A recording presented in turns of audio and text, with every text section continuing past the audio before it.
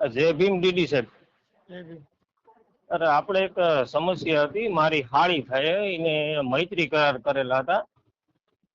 તો તું મારી સાડી છે એને મૈત્રી કરાર કરેલા, આજથી દોઢ વર્ષ ઉપર થયું.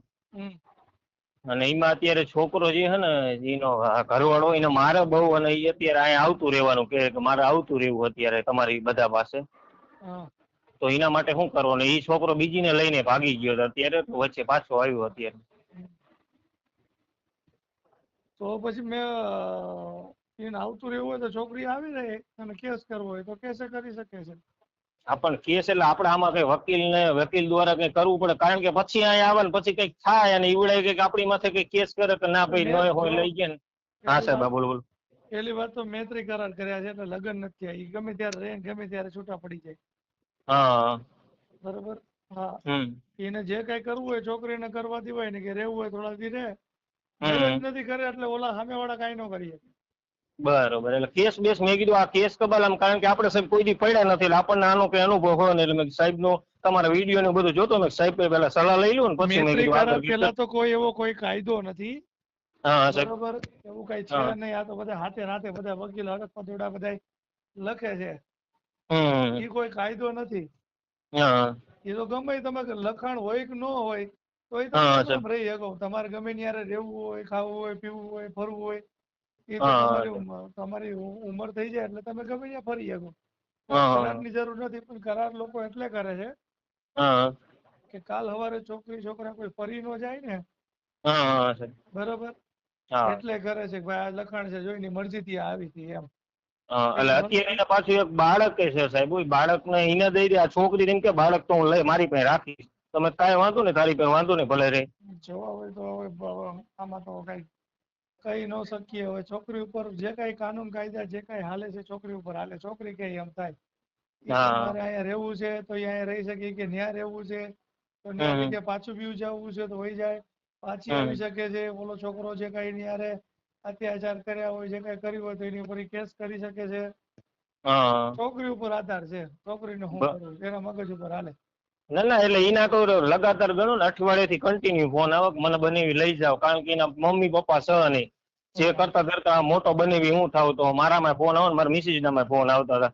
મેં કાંઈ વાંધો નહીં, હું તને લઈ જાઉં, પણ મેં કીધું આ ડીડી સાહેબ ની માહિતી લઈ લો, હું કે થાય આગળ તો મેં પછી તને લઈ જાઉં. એને એટલું એક કહેજો, જોઈ તો ફોન માં રેકોર્ડિંગ કરી લેજો. હા સાહેબ. જો તને લઈ જાવ તારી મરજી થી આવે છે, તું કે છે એટલે લઈ જાવ. કાલ સવાર પછી એમ ન કેતી મારે વ્યૂ જવું છે ને આમ છે તેમ છે, મને પરણ લઈ આવવાનું, મને રાખી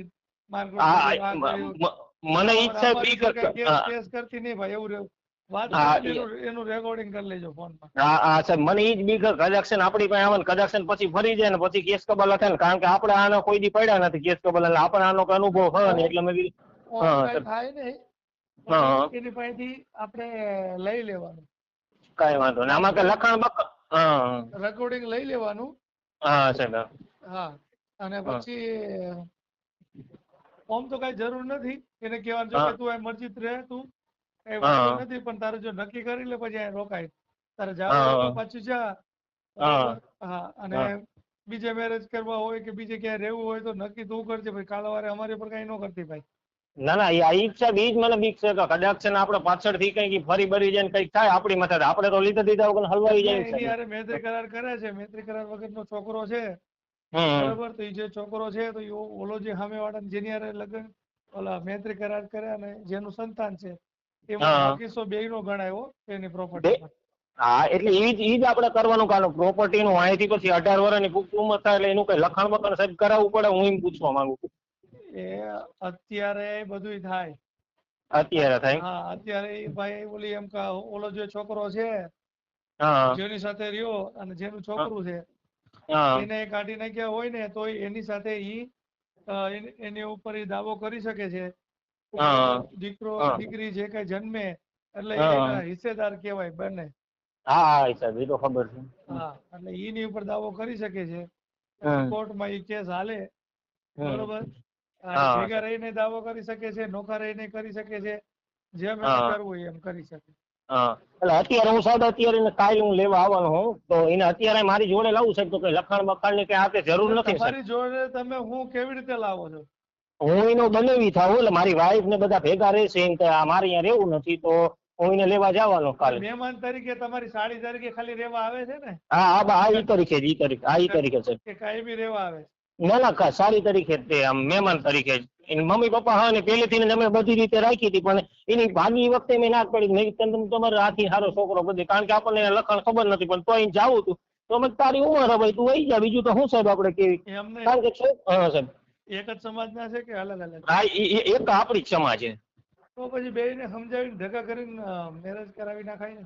અરે સાહેબ આપણે સમજાવ્યા બધું કર્યું પણ એને જતું જ રહેવું અને જતી રહીને અત્યારે છોકરો લઈને લાવવી તો નથી જ આપણે એને મારતો તો બધું કરતો પણ આપણે આમાં પડવું નથી પણ અત્યારે બીજી છોકરીને લઈને ભાગી ગયો બીજી યારે કાગળિયા બાગળિયા કોર્ટ મેરેજ બીજી હારે કર્યા ઈ કારણે આપણે આપણી પાસે લાવી અને એ કે મારે આવતું રહેવું તમારી જોડે કઈ વાંધો આ છોકરી ફરિયાદ કરી શકે છે કે ભાઈ મને ભોળવી ફસાવી મારે સાથે આવા સંબંધ રાખી અને બાળકનો જન્મ થયો હવે મને તરછોડી અને બીજી સાથે આવા એને મેરેજ કર્યા છે તો એની પર ફરિયાદ દાખલ થાય?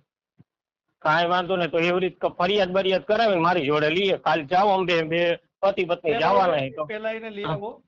હા હા સાહેબ.